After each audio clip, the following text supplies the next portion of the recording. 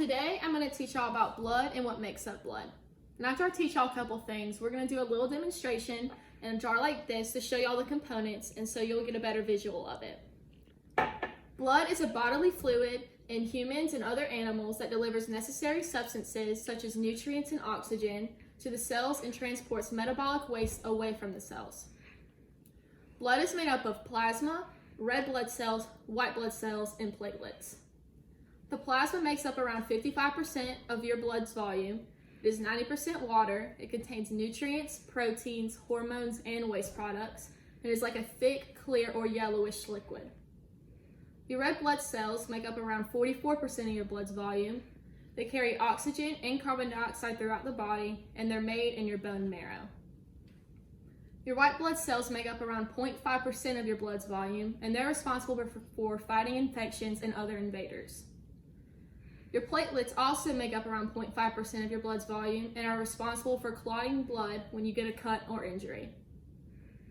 The purpose of this demonstration is to show the model of blood with different items. And the materials you need are corn syrup, which will represent your plasma, Twizzlers, which will be your red blood cells, Red Hots, or like hot tamales, will be your platelets, and marshmallows will be your white blood cells. You also need like a jar. Before you do this experiment, make sure you ask your parents for permission before you do it. After you get permission, make sure you get out all of your ingredients. What you're gonna do is get your jar, get your corn syrup, and fill it about halfway. So a little bit like this. So make sure your jar is halfway full of the plasma. Then you're gonna get around a handful of your red blood cells, which are your Twizzlers, and then you're gonna put some in there. I'm gonna add a little more so y'all can get a better idea of what it's supposed to look like. After that, you add your white blood cells, which are your marshmallows. You just add a couple of those since there's not a lot in your blood.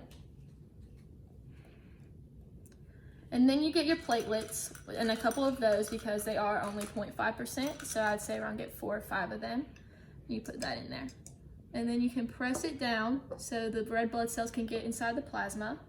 You can let it sit for a minute, and then you can look to see how your blood is made up, and you can see that there is a lot more plasma than anything else. I hope you guys enjoyed this experiment. Remember to comment any other thing you want me to do. I'll put a link to the PowerPoint with the instructions and materials and the information in the description. I miss y'all, and I really hope you enjoy this experiment.